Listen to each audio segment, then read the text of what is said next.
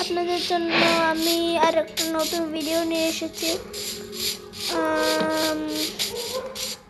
আমি আপনাদেরকে না জানি যে অনেক কিছু করে ফেলেছি, তার জন্য মাপ চাচ্ছি, কারণ আপনার জন্যই তো করেছি, মাপ তো যেতে হবে। এই যে দেখুন কি হলো, আমি এখানে অনেক কিছু করেছি, একটা কত সিক্রেট এখন দেখাই দিচ্ছি।